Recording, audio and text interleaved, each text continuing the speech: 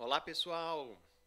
Sejam todos muito bem-vindos ao Seminário de Direito Previdenciário, realizado pelo curso Aprovação PGE, no qual tenho a honra de participar com grandes nomes, junto com grandes nomes do direito previdenciário. Eu tenho uma grande satisfação em poder participar desse projeto, da pós-graduação, do curso Aprovação PGE, que com certeza vai ser uma pós muito bacana e muito importante para a atuação profissional e para os estudos acadêmicos e também para quem quer eventualmente concurso público na área do direito previdenciário. Para aqueles que não me conhecem, deixe-me apresentar. Meu nome é Leonardo Cacau Santos Labradbury. Eu sou juiz federal em Florianópolis, Santa Catarina. Sou também doutorando em Direito pela PUC do Paraná, campus de Curitiba, em dupla titulação com a Universidade Católica Portuguesa, Escola de Direito de Porto. Também professor das Escolas da Magistratura do Paraná, da Escola Superior do Trabalho de Santa Catarina e da Escola da Magistratura Federal de Santa Catarina, a SMAFESC. Sem mais delongas, então, pessoal, vamos para o tópico de direito previdenciário que eu separei para nós trabalharmos na nossa aula de hoje. Vou diminuir aqui a minha tela. E eu optei por falar sobre um assunto super relevante e importante no direito previdenciário, pessoal, que é o novo decreto da Previdência Social, o novo regulamento da Previdência Social, que é o decreto 10.410 de 2020. Eu escolhi um tópico específico, que é a complementação das contribuições, mas eu gostaria de fazer, antes de entrar no tópico específico, fazer algumas considerações iniciais. Houve a reforma da Previdência, todos sabemos, e esse decreto veio com o escopo de regulamentar as disposições da reforma da Previdência. O decreto foi publicado 10.410 de 2020 em junho de 2020. A emenda constitucional ela foi aprovada em 12 de 11 de 2019, ou seja, houve mais de 8 meses de demora para publicar esse decreto. O decreto 10.410, que depois ainda foi alterado por um outro decreto, claro, uma alteração pontual, pelo 10.491 de setembro de 2020. Aí você vai se perguntar, mas então, durante esses 8 meses, como é que o INSS estava decidindo? O pessoal estava decidindo com base em dois atos normativos, que é a Portaria 450 de 2020 e o Ofício Circular 64 de 2019. É o que a gente chama de portarização do INSS, né? Porque não tinha a lei, não tinha o decreto regulamentador, então eles acabaram colocando esses dois atos normativos para decidir os requerimentos administrativos que estavam sendo apresentados. No meu livro, eu tenho um livro que já está entrando na 4ª edição, publicado pela editora Gen Atlas, que é o curso prático de Direito e Processo Previdenciário, e eu coloco essa expressão no livro. Isso é um arremedo normativo tupiniquim, né? O que é essa expressão? Ela coloca o jeitinho brasileiro, porque o correto era que depois da reforma a gente tivesse uma lei regulamentando a reforma. Só que não veio a lei, demorou mais de 8 meses para vir um decreto regulamentando, e a ineficiência é tão grande, o jeitinho junto com a ineficiência é tão grande do Estado, infelizmente, do Estado brasileiro, que a reforma durou mais de um ano e mesmo assim ainda se demorou mais de 8 meses para regulamentar e nem veio a lei regulamentadora, veio um decreto. E é claro, né, pessoal, que a tendência disso não dar certo é grande, porque quem regulamenta, quem deve regulamentar uma emenda à Constituição tem que ser a lei. Por quê? Por um princípio básico da ordem jurídica, que o decreto ele não pode restringir direitos, ele não pode limitar direitos. A lei é que pode. Então, o certo seria ver a lei regulamentando a emenda constitucional 103 de 2019 e depois o decreto estabelecendo a regulamentação de assuntos específicos. Mas, infelizmente, pelo arremedo normativo tupiniquim, foi feito totalmente o contrário. Não teve até agora a lei regulamentando. Claro que a própria emenda teve algumas disposições temporárias que têm força de lei até vir a lei regulamentando, mas é insuficiente porque em vários outros pontos ficou pendente de regulamentação. que deveria ter sido feita pela própria lei e não foi feita. E aí, pessoal, o problema, eu vou até sair aqui do canto para que vocês possam ver todo o slide que eu coloquei, o decreto não pode criar nem restringir direito, pois ele tem uma função meramente regulamentadora. Então esse é o grande problema. Eu trago essas considerações para vocês, tá? Avançando então aqui, pessoal, a gente tem que reconhecer, né, que nem tudo nesse decreto foi ruim. O que é que teve de bom? Teve de bom a parte em que ele fez uma grande atualização da legislação previdenciária, tá? Por que isso, pessoal? Porque o decreto 3048 estava totalmente defasado. E quando eu digo defasado, pessoal, é em razão de que a lei já tinha mudado, ou a lei 8.213, ou veio uma lei complementar de direito previdenciário, alterou a legislação e o decreto não mudou, ainda estava prevendo a norma anterior.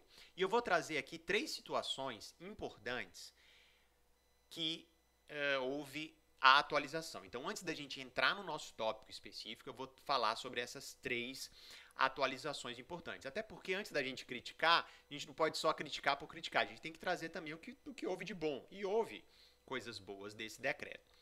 A primeira atualização, quem tiver aí com o decreto, é o artigo 9º, parágrafo 8º, inciso 3, do decreto 3048, que a redação anterior previa que o exercício da atividade urbana pelo segurado especial de até 120 dias corridos ou intercalados tinha que ser em período de entre-safra ou defeso. Ocorre que, pessoal, a Lei 12.873 de 2013, ou seja, há 7 anos atrás, já tinha alterado o parágrafo 7º do artigo 11 da Lei 8.213, de 91, para dizer que não precisa o trabalho urbano coincidir com o período de entre-safra ou defeso. Então, o segurado especial é aquele que exerce a atividade rural em regime de economia familiar. A lei permite que ele exerça a atividade urbana, porque tem períodos em que ele não trabalha, como de entre-safra ou defeso. Ocorre que em 2013 a lei foi alterada para dizer que não precisa esse período de trabalho urbano coincidir com o período de entre-safra ou defeso, pode ser outro período. O que vocês têm que entender, então, vou dar um exemplo. O Tício, ele era agricultor, está no período de entre-safra, ele não está recebendo renda, quer seja no período de entre-safra ou fora da entre-safra. Ele pode, então, tirar as férias do amigo dele na cidade e trabalhar como porteiro por um período? Pode, a lei permite. Ele pode ficar até 120 dias, desde que ele não abandone o trabalho rural. Ok? Então, essa atualização foi importante. O decreto estava há 7 anos desatualizado. Então, esse trabalho urbano de até 120 dias que a lei permite, a legislação previdenciária permite, não precisa coincidir com o período de entre-safra ou defeso. A outra atualização está lá no artigo 26, parágrafo 4º do decreto, pessoal, que a redação anterior desse dispositivo não previa a carência presumida para o empregado doméstico. E agora o decreto atualizou porque desde 2015 a Lei Complementar 150 de 2015 alterou o decreto para permitir essa carência presumida. O que é a carência presumida, pessoal? A carência presumida ocorre para algumas modalidades de segurados, como o empregado doméstico, o avulso ou o contribuinte individual que presta serviço para uma ou mais empresas. Essas categorias de segurados, eles não precisam comprovar o efetivo recolhimento da contribuição. Basta que eles comprovem o efetivo exercício da atividade remunerada. E por que isso, pessoal? Porque nesse caso, a responsabilidade pelo recolhimento das contribuições é do próprio empregador. Então vamos pegar um caso em que a dona Maria, doméstica, foi lá no seu escritório, você puxou o CNIS dela, não tem nenhuma contribuição no CNIS. Ou seja, o empregador não entrou lá no e-social e fez os recolhimentos do CNIS. Ela vai ser prejudicada? Não. Ela vai ter a carência do benefício? Vai, desde que você comprove o quê? O trabalho, o vínculo empregatício de doméstica, certo? Então, o decreto não previa isso, só que a lei complementar desde 2015 já tinha alterado. Então, ou seja, nesse caso, você tem aí uma defasagem que o decreto anterior tinha de no mínimo 5 anos, né? E, por último, outro tópico que eu quero trazer para vocês é no artigo 12, inciso 3 do decreto 3048, que a redação anterior ele falava do trabalhador avulso, que é o operador portuário.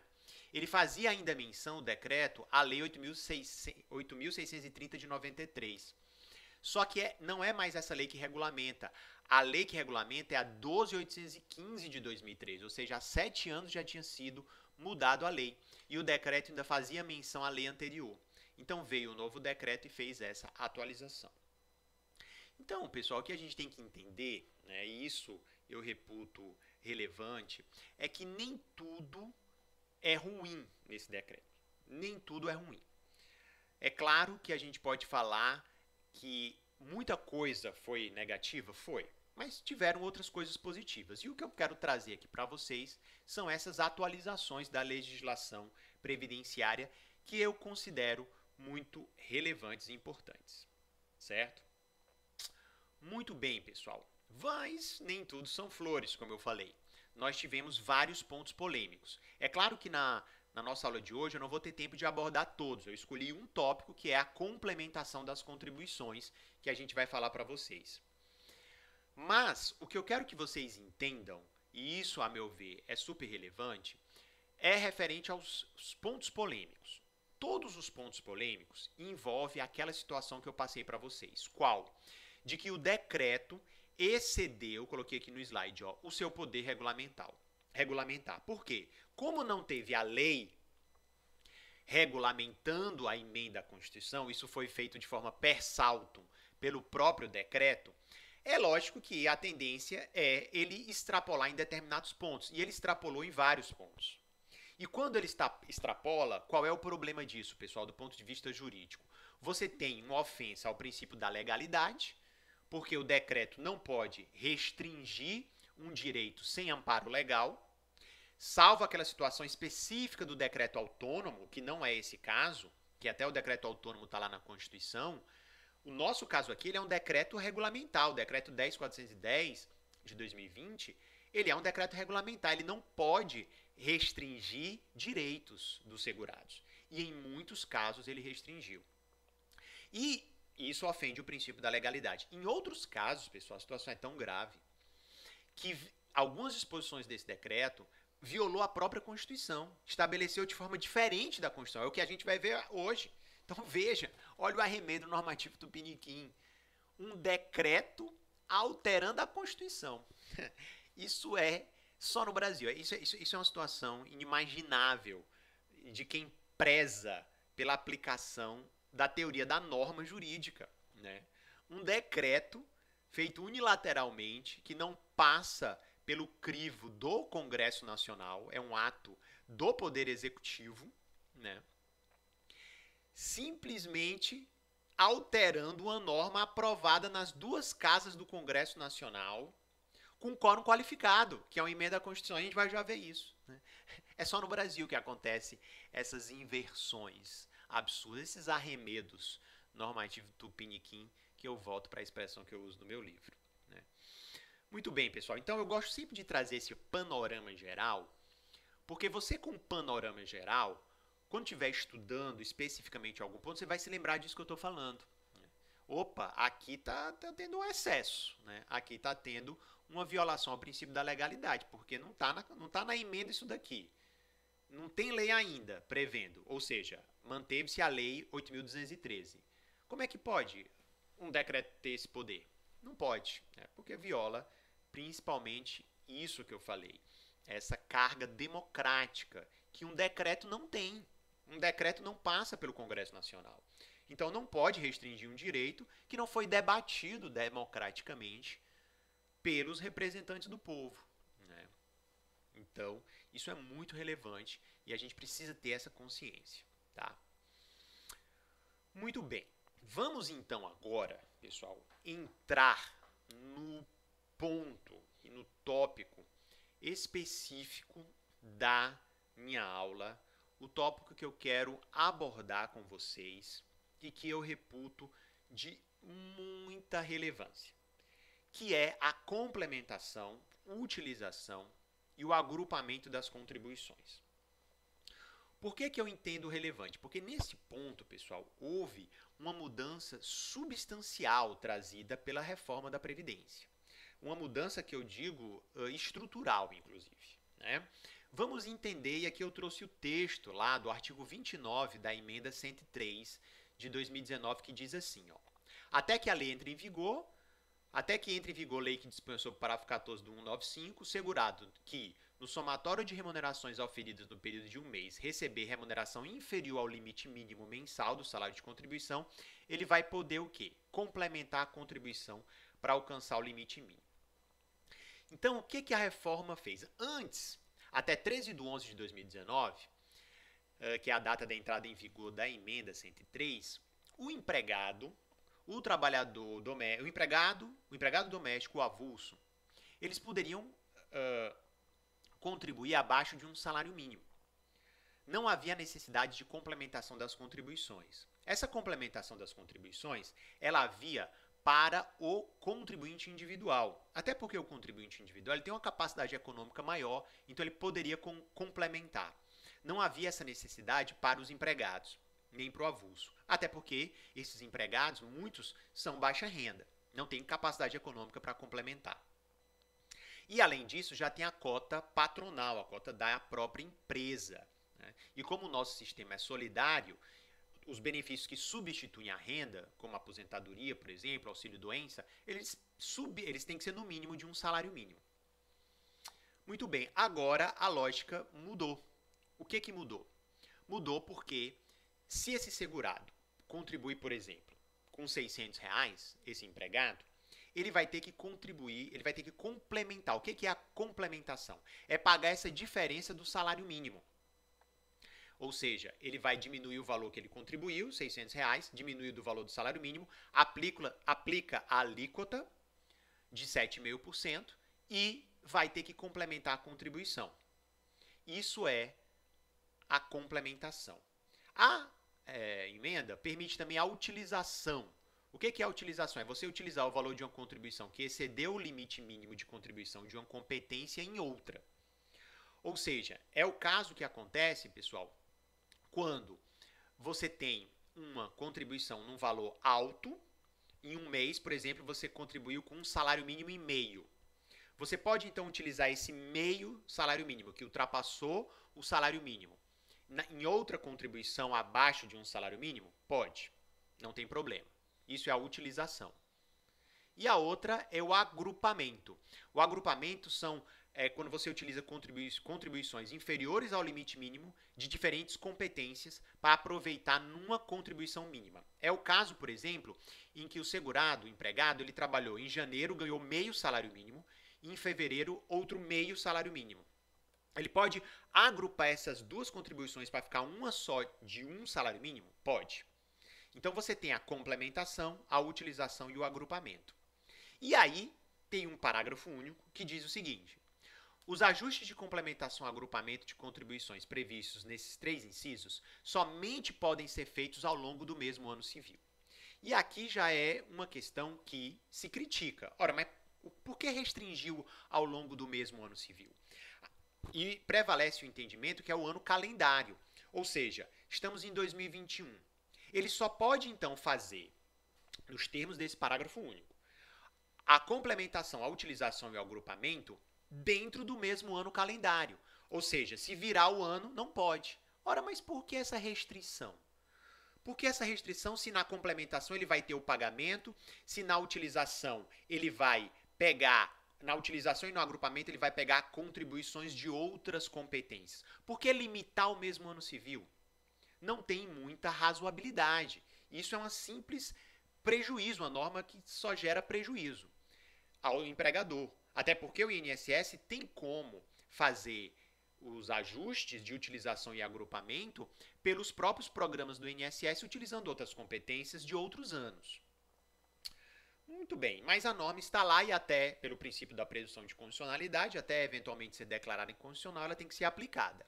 Muito bem, esse é o panorama, tá? Esse é o panorama trazido pelo artigo 29. O que que o decreto veio e fez, gente? Olha o que que o decreto veio e fez. O decreto pegou no parágrafo 2º e 3º, ele já diz o seguinte: os ajustes de complementação, utilização e agrupamento previsto no parágrafo 1º pode ser efetivados a qualquer tempo, por iniciativa de segurado, hipótese em que se tornarão irreversíveis e irrenunciáveis após processados. Aí quando eu vi isso, eu falei assim, oxe, mas peraí, eu até acho perfeito, eu concordo, tinha que ser a qualquer tempo. Porque não tem sentido limitar, eu acabei de falar isso, não tem nenhuma razoabilidade. Até porque o cidadão está pagando, né? Isso é pro caixa da Previdência. Só que a reforma não diz isso. Vou voltar aqui, vou voltar para o texto da reforma. A reforma limita ao longo do mesmo ano civil. O INSS mudou o entendimento por decreto, alterou a reforma. Ah, foi positivo? Foi, né? Mas já começa aí o decreto mudando a emenda à Constituição, porque a emenda é clara. Ó, os incisos 1, 2 e 3, complementação, utilização e agrupamento, tem que ser feito só o mesmo ao longo do ano civil, o que é um absurdo, desarrazoado. Só que está lá na emenda. E o decreto pegou e disse, não, a complementação é a qualquer tempo. Opa, já mudou a emenda, né? Aí, o que ele... Vou continuar para depois a gente aprofundar. Ora, a qualquer tempo se torna irrenunciável e irreversível depois de feito. Então, o que diz? O parágrafo 3º. Você tem que fazer o recolhimento até o dia 15 do mês subsequente à prestação do serviço. Então, o empregado, se trabalhou até fevereiro, em fevereiro, ele vai ter que recolher até 15 de março, 15 de março, que é o mês subsequente. Mas o decreto está dizendo que pode ser feito a qualquer tempo. E aí, se ele fizer depois? Aí, ó, o de vermelho aqui, ó. A partir dessa data, com os acréscimos do artigo 35 da Lei 8.212. Que acréscimos são esses? Coloquei aqui no slide para vocês. Juros, Selic e multa de 20%. Ou seja, a complementação pode ser feita a qualquer tempo. Em regra, tem que ser feita até o dia 15 do mês seguinte. Pode ser feita a qualquer tempo. Pode passar em outro ano calendário. Não precisa observar a Constituição, a emenda constitucional, tá? Mas, se passar, tem que pagar com juros e multa. Pessoal, a gente sabe que esses empregados, como são de baixa renda, eles não têm consciência que tem que complementar e nem têm capacidade econômica. Quando é que eles vão poder complementar? Quando é que eles vão saber que tem que complementar, pessoal? Quando requererem um benefício. Daqui a 15, 20 anos. E aí, daqui a 15, 20 anos, incidindo juros e multa, o cidadão vai pagar para se aposentar. Ele vai chegar no INSS daqui a 20 anos. Eu digo, ó, completei 65 anos homem, 62 anos mulher, tá, eu quero aqui meu benefício. Tá aqui já a minha carteira de trabalho, trabalhei já 25 anos. Digo, o senhor tem a idade, ok, o senhor tem aqui o tempo, ok. Só que tem um problema aqui, o senhor tem muito tempo sem complementar porque eu sou ganho abaixo do salário mínimo. Eu digo, o trabalhador baixa renda. Então tá aqui o boleto. Eu digo, boleto? Boleto pra quê? Eu quero meu benefício, não quero pagar nada não, já tenho muito boleto em casa. Não, mas tome mais um. Hã? Tome mais um boleto. Mas que boleto é esse? Não, o senhor vai ter que complementar. Complementar o quê? Não, porque tem contribuição abaixo de um salário mínimo. O senhor vai ter que pagar. Aí ele vai dizer, o senhor está dizendo que eu vou ter que pagar para me aposentar? É isso? Digo, é isso aí. E dependendo do valor, pessoal, o boleto pode ser gordo. Pode ser um boleto de 5 mil reais, ou até 10, ou mais do que isso. Dependendo de quanto tempo ele tem, porque vai incidir juros, Selic e multa de até 20%. Só que o problema não para por aí. Porque qual é o outro problema? O outro problema é o seguinte, pessoal. Olha a questão. O INSS mudou a letra da lei, mudou a letra da Constituição na complementação, né? A complementação pode ser feita a qualquer tempo. Só que olha a questão. O decreto diz o seguinte: se for utilização ou agrupamento, aí tem que observar o ano civil. Aí eu olhei assim, mas pelo amor de Deus, aí não tem condições não, INSS. Quer dizer que para complementação, passa do ano civil, não tem problema. Agora, se for para utilização e agrupamento, que não tem pagamento, que é só para fazer um acerto no sistema, aí o segurado tem que observar o ano civil, é isso? É isso, pessoal. Eu, no meu livro, até vou mostrar aqui meu livro, pedir licença, vou até aumentar a tela aqui, colocar só para vocês verem aqui o livro, um livro capa dura, curso prático de Direito e Processo Previdenciário, um livro de fôlego, 1056 páginas, pela editora Gen Atlas, tá? No meu livro, eu vou voltar agora pro cantinho, eu falei assim, isso é um absurdo, isso é um negócio, não tem condições. Até eu tive que parar para poder explicar e não tem sentido. Primeiro que você teria que observar a Constituição. E a Constituição diz que para os três tem que observar o ano civil. Só que não tem sentido. O INSS pegou e está dizendo que para a complementação não precisa observar o ano civil. Ora, então, se você está dizendo que para a complementação não tem, tem que ser para todo mundo que não tem. A utilização e agrupamento também. Não pode você não aplicar, ou aplica, né, a Constituição para todos, dizendo que tem que ser dentro do ano civil, ou então, se for para não aplicar para um, não pode aplicar para nenhum. Porque não tem sentido você fazer isso e prejudicar o segurado. Porque a gente sabe, né, pessoal, que na utilização e no agrupamento o segurado não precisa pagar. Porque vamos acontecer, em 2020, ele trabalhou abaixo de um salário mínimo. Só que mudou o ano, 2021, em janeiro, ele foi contratado e ganhou um salário mínimo e meio. Esse meio que passou, ele podia muito bem utilizar para a contribuição do ano passado. Só que o INSS vai dizer, não, não pode, porque virou o ano. Ah, mas então se eu quiser pagar para complementar, pode. Ah, pagar pode. Pagar não precisa observar um ano civil. Agora, para utilizar, tem que ser um ano civil. Sabe? Que é isso? Chega a ser uma coisa totalmente, para não dizer outras palavras, né? Uma coisa totalmente desarrazoada, né? Então, eu defendo no livro de que assim como o INSS está dizendo que para complementar não precisa ser dentro do ano civil, para utilização e agrupamento também não precisa, né? Então, já começando com a primeira polêmica, né? Vejam que a gente tem várias polêmicas aqui, né? E a segunda, pessoal, é essa que eu até já antecipei, né? O que vai acontecer, pessoal? O que vai acontecer, infelizmente, daqui a algum tempo, é o seguinte, o que vai acontecer é que, infelizmente, né, daqui a alguns anos, as pessoas vão saber disso daqui. As pessoas vão saber que vão ter que pagar para se aposentar. E aí não vão ter como. E aí vai ficar uma situação complicada, né? E vão bater no escritório dos advogados, de vocês, ou da magistratura, com ações judiciais para dizer, olha, o cliente, o segurado, ele está pedindo um benefício de um salário mínimo. Ele vai ter que pagar 10 mil reais, 5 mil reais para se aposentar, não tem condições. E por que não tem condições, pessoal? Porque aí eu trouxe aqui a relevância na prática, é o seguinte, são os trabalhadores intermitentes e com jornada reduzida.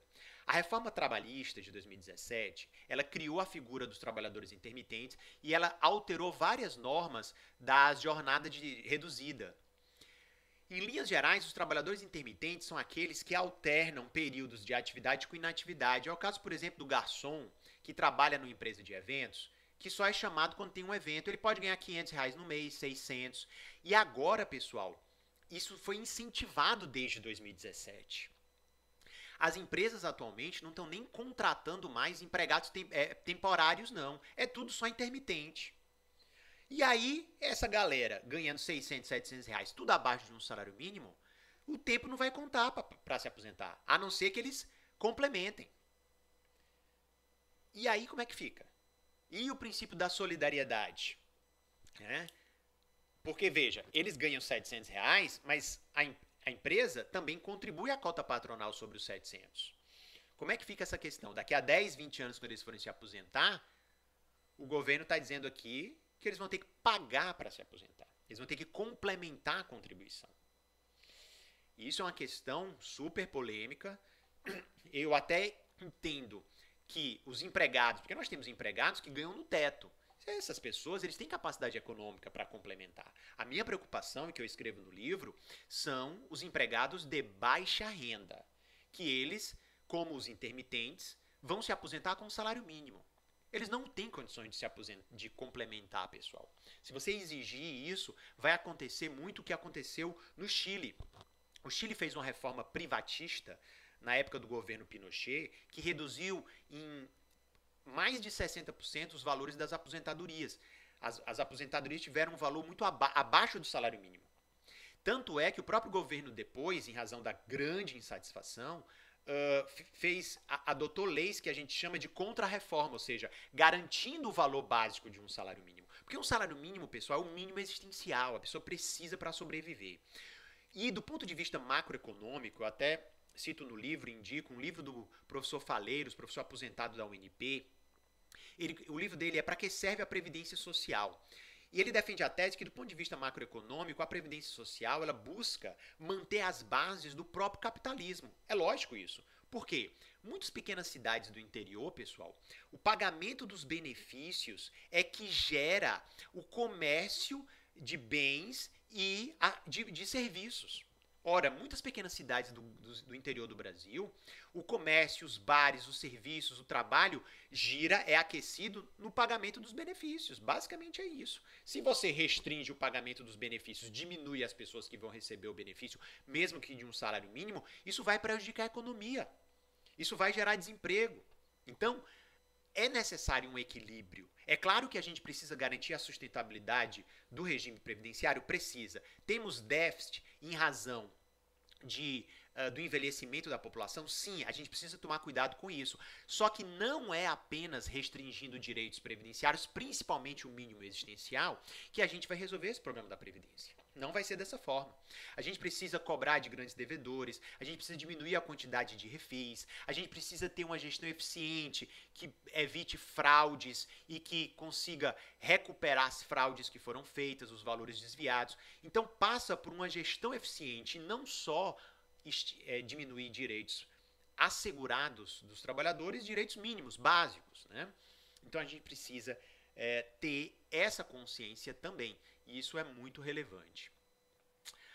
Uma outra atenção aqui que eu trago para vocês, ainda nesse ponto da complementação, pessoal, é que o artigo 19e, parágrafo 7º do decreto 3048, permitiu que os dependentes façam o agrupamento, a complementação ou a utilização das contribuições no caso de óbito do segurado, mas até o dia 15 do mês de janeiro, subsequente ao ano civil. Ou seja, agora nós estamos em janeiro, até o dia 15 o dependente tem que fazer referente ao ano de 2020, no caso de óbito do segurado. Muito cuidado, eu coloquei aqui um X aqui. Os dependentes, no caso de contribuinte individual, os autônomos, eles não podem recolher a contribuição em atraso. O que eles podem é complementar, agrupar ou utilizar essa contribuição entre anos civis. Então, o segurado em vida, o autônomo, ele tem que ter recolhido, tá? Ou ele tem que ter recolhido. Agora, o dependente vai poder apenas complementar, tá? Então, muito importante isso, porque teve vários alunos me mandando aí mensagens dizendo: professor, agora pode recolher contribuição pós-mortem? Não. A lei 13.846 de 2019 expressamente vetou. Isso tá, inclusive, e se mantém essa disposição.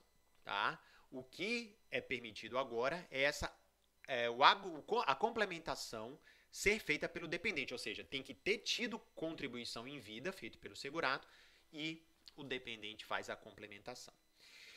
E aqui, pessoal, o caos é a interpretação restritiva, ampliativa, feita pelo INSS, que eu preciso trazer para vocês, que se vocês saírem daqui entendendo isso daqui, já valeu essa aula, tá?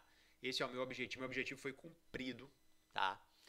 Nesse nosso seminário de direito previdenciário de grandes nomes, doutora Adriana Bramante, do IBDP, doutor Hélio Gustavo Alves, doutor Vitor Souza, meu colega, juiz federal do Rio de Janeiro, pessoas altamente gabaritadas nesse curso, nesse seminário, e que também estarão aí conosco na pós-graduação. Pessoal, vamos ler aqui, presta atenção. Vamos aqui porque o INSS aqui ultrapassou os limites do razoável agora. Ultrapassou todos os limites, né?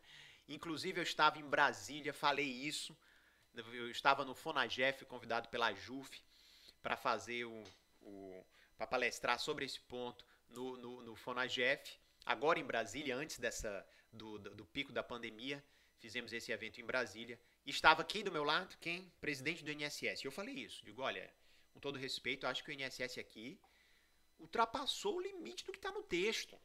um prejuízo segurado. E eu vou explicar para vocês. Né? Vamos lá. O que diz o artigo 195, parágrafo 14? Diz assim, ó, o segurado somente terá reconhecido como tempo de contribuição. Olha aí, decora. Tempo de contribuição, tempo de contribuição, tempo de contribuição. Ao RGPS, a competência cuja contribuição seja igual ou superior à contribuição mínima mensal exigida para sua categoria, assegurado o agrupamento de contribuições que eu acabei de falar. Então, se ele não complementa, agrupa ou utiliza as contribuições, ele vai ter que complementar para ter no tempo de contribuição para se aposentar. Então, pessoal, é tempo de contribuição. O tempo de contribuição é um dos requisitos dos benefícios programados. O que são benefícios programados? Aposentadorias voluntárias, aqueles benefícios que têm como um dos seus requisitos o tempo de contribuição, certo? Se não complementar, não tem tempo de contribuição. Por isso que eu falei da questão da aposentadoria voluntária. Ocorre que, olha isso aqui, pessoal. Olha o artigo 19e do decreto. Olha isso daqui.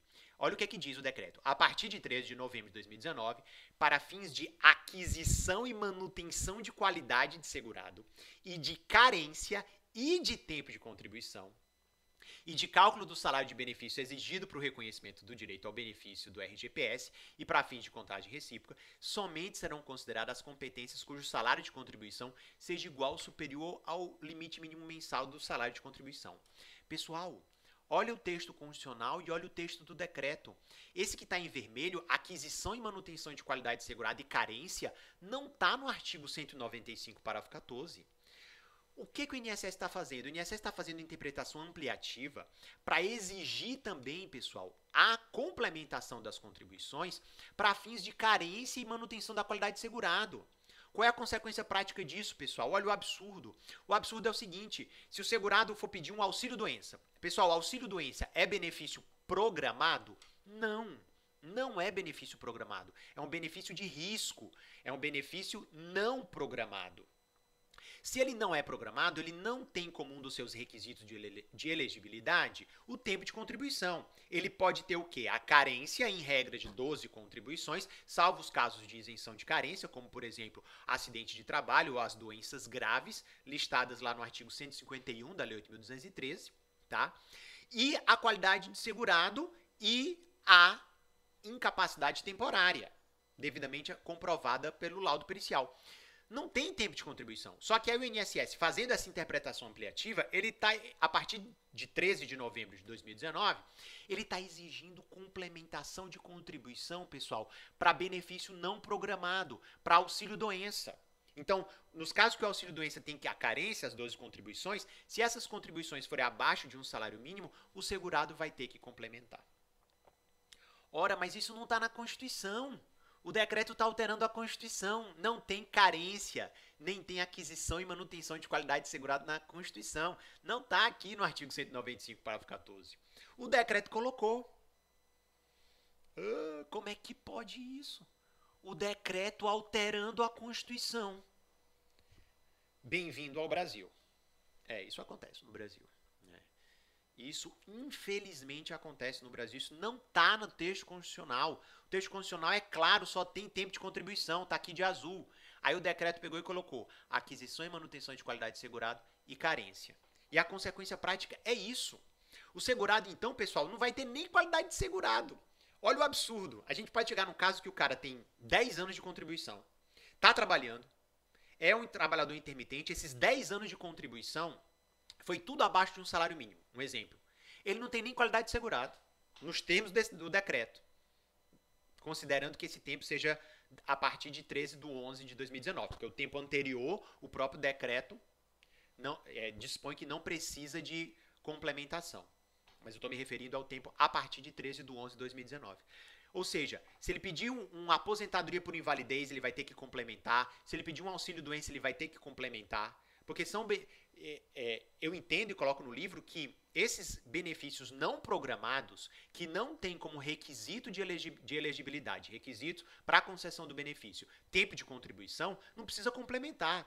A condição é clara. A complementação é apenas e tão somente para fins de tempo de contribuição. Carência não se confunde com tempo de contribuição. Coloquei um capítulo no livro só para dizer isso. Carência não é igual a tempo de contribuição. Você não pode, então, INSS, fazer uma interpretação ampliativa do texto constitucional em prejuízo ao segurado. Você está alterando o texto da Constituição. Você não está regulamentando. Isso é alteração. Então, esse é um exemplo, pessoal, que o decreto violou a Constituição, claramente. É uma coisa que chega a ser uma situação revoltante, porque você está fazendo interpretação ampliativa sem ter lei regulamentando e um decreto que não foi aprovado pelo parlamento, não teve a discussão democrática nas duas casas do Congresso Nacional, com a aprovação de 3/5 dos votos dos deputados federais e senadores, e aí o INSS vem e coloca isso. Simples. Sem submeter ao debate democrático. E aí o que vai ter que fazer? Ou paga a contribuição, ou então entra na justiça. Poxa. Forçando a judicialização. Né? E aí faz acordo depois com o Supremo para fazer desjudicialização. Quando, na verdade, muitas das interpretações do INSS, infelizmente, é que acabam gerando essa judicialização. E entupindo os fóruns, não só nosso da Justiça Federal, como da Justiça Estadual também na competência delegada ou até na competência originária, que é a competência acidentária. Então, pessoal, esse é o ponto que eu queria trazer para vocês. Essa foi a parte que eu queria dizer, porque o tempo de contribuição aqui não se confunde com carência. O tempo de contribuição está relacionado a aposentadorias programadas. Eles também exigem carência? Exigem. Mesmo depois da emenda 103, você tem para as aposentadorias tanto a carência como o tempo de contribuição. Porque a carência, o que é a carência, pessoal? A carência existe porque há necessidade de um vínculo com o regime geral para você manter o equilíbrio financeiro atuarial. Então, a carência é o número mínimo de contribuições realizadas pelo segurado sem atraso para que ele possa ter direito ao benefício. Porque se não tivesse carência, o que podia acontecer com os autônomos, por exemplo, contribuinte individual? Ele nunca contribuiu, gerou uma incapacidade que ele vai ter que ter um auxílio-doença, ele pega e contribui em atraso as 12 contribuições. O problema é que se ele faz isso, o sistema não se sustenta. Porque ele tem que ter uma contribuição contínua mensal. Ele não pode chegar e só em situação de risco social pegar e contribuir tudo com atraso. Porque se fizer isso, o sistema vai quebrar, porque não vai ter uma contribuição periódica daquele segurado. A lógica de um sistema previdenciário é que você pague antes mesmo de ter o risco social. Pague para que quando você tem o risco social, você esteja protegido. Então, para isso que existe a carência. A carência foi mantida, porque a reforma da Previdência, observem bem isso, não tratou de carência. Se não tratou de carência, recepcionou a Lei 8.213, lá nos artigos 24 a 27 da 8.213, que trata da carência. Tá? Então a carência foi mantida. O que a emenda alterou foi o tempo de contribuição. Então você não pode colocar uma disposição, que é a complementação das contribuições, que é para fins de tempo de contribuição, você colocar para carência. É uma interpretação ampliativa ao arrepio da Constituição e violando o texto constitucional. Tá? Então isso eu trago aqui para o debate. Esse foi o meu objetivo na nossa aula de hoje, no nosso seminário, tá? Trazer esse debate e abrir a mente de vocês para pensar sobre isso. Tá? Eu já, encaminhando aqui para o fim, quero primeiro agradecer a paciência aí de vocês. Eu quero me colocar à disposição, pessoal. Mesmo que você eventualmente não seja nosso aluno na pós-graduação, não importa. O que eu quero é que você nos acompanhe aqui nas redes sociais. Me acompanhe na minha rede social no Instagram. É o Leo_Cacau. E é bem bacana, pessoal. Vou até sair aqui um pouco do canto, colocar só o slide. Veja que bacana, você clicando no link, tá, da minha bio, você tem uma série de informações, legislação do INSS, legislação previdenciária atualizada, o podcast Previdenciário na Taça, que está disponível nas principais plataformas, como Spotify, Apple Podcast, em que eu tenho vários episódios sobre direito previdenciário. Você tem acesso a dicas de direito previdenciário que eu coloco quase que diariamente nas redes sociais. Então, me sigam lá nas redes sociais, no Instagram, no Leo_Cacau, e fique por dentro das atualizações do direito previdenciário e de dicas que eu encaminho, tá? Então, eu quero mais uma vez agradecer a participação de todos vocês. Fico à disposição para quaisquer dúvidas e questionamentos. A minha ideia, o meu objetivo, né, pessoal, é abrir o horizonte. Por isso que eu sempre gosto de terminar com essa imagem que mostra bem. A reforma da Previdência, ela trouxe diversas mudanças. Ela trouxe muitas mudanças no direito previdenciário. Muitas nós estamos analisando, a jurisprudência ainda vai se debruçar sobre essas questões. Agora, o que eu reputo mais importante e mais emblemático é a questão da complementação das contribuições. Então, recapitulando, o INSS está exigindo a complementação para fins não só de tempo de contribuição, como carência. Só que isso não está na letra da Constituição.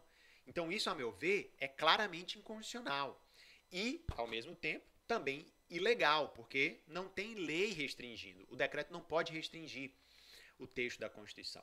E o outro problema é que, mesmo para o caso que a Constituição permite, que é por tempo de contribuição, será que não caberia uma interpretação conforme a Constituição para excluir os trabalhadores de baixa renda, que não têm capacidade econômica para contribuir, para complementar?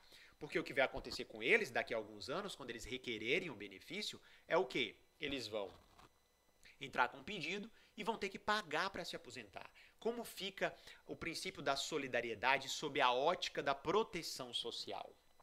Porque o princípio da solidariedade ele tem dois viés. Ele tem um viés da ótica de custeio, em que todos têm que contribuir para o sistema, inclusive as empresas.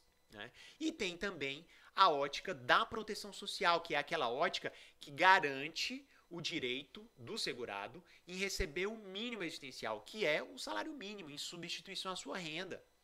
Então agora ele vai ter que pagar, então o cidadão vai ter que, vamos pegar, para receber um salário mínimo, ele vai ter que pagar R$5.000, R$10.000, ou seja, valores acima do salário mínimo para se aposentar daqui a alguns anos. Infelizmente, eles não vão ter essa capacidade. Então ou a gente decide sobre isso ou vai acabar sendo uma forma de negar o direito de acesso à própria Previdência. Será que isso não viola o direito de acesso à Previdência, que está lá no artigo 6º da Constituição, que é um direito social e individual fundamental do segurado? Então ele chega no momento em que ele não tem mais o vigor de outrora, está na idade avançada, e ele não vai ter direito a se aposentar. Ele vai ter que pagar para se aposentar, é a mesma coisa de dizer que ele não tem direito porque ele não vai ter como contribuir. Então são essas considerações que eu trago. A reforma foi profunda. Era necessária, sim, a idade mínima. A gente precisa ter um sistema sustentável, porque se não tiver idade mínima, pessoas estavam se aposentando com uma idade que não era avançada. Então, se o risco social é a idade avançada, não tem sentido você conceder para pessoas que não estão na situação de risco social. O grande problema, a meu ver, da reforma da Previdência é o pacote de maldades, muitas delas inconstitucional, que vem junto, e que essa, infelizmente, é um deles. A necessidade de complementação para segurados de baixa renda, principalmente os trabalhadores intermitentes, que aumentou muito a quantidade dos trabalhadores intermitentes depois da reforma trabalhista. É uma questão, pessoal, que me preocupa, é uma questão que vai chegar às portas do Poder Judiciário. É necessário que todos nós, operadores do direito, possamos estudar e debater a respeito do tema. Vocês que querem fazer uma pós-graduação ou que estão atuando na área previdenciária, com certeza vão pegar causas sobre isso, porque as pessoas vão bater nos escritórios dos advogados e vão dizer assim: doutor, doutora, eu não tenho como pagar para me aposentar. O INSS está incluindo aqui juros e multa. Juros Selic e multa. Então, é uma questão problemática que eu trago aqui para vocês. A nossa ideia é, na pós-graduação, aprofundar várias questões envolvendo o direito previdenciário e com certeza essa vai ser uma delas e que eu tentei aqui trazer de uma forma mais dinâmica, passar para vocês essas informações. Mais uma vez, muito obrigado. Me sigam no Instagram, no Leo_Cacau, mandem suas dúvidas e ficamos à disposição. Um forte abraço a todos e até aí o nosso próximo encontro. E podemos nos encontrar também no podcast, no Previdenciário na Taça. Já tem 9 episódios. Um deles eu falo sobre a complementação, então é até uma forma de você avançar mais sobre esse tema.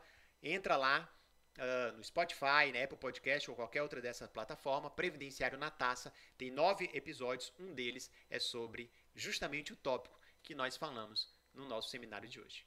Ok? Um forte abraço e até o nosso próximo encontro. Até mais!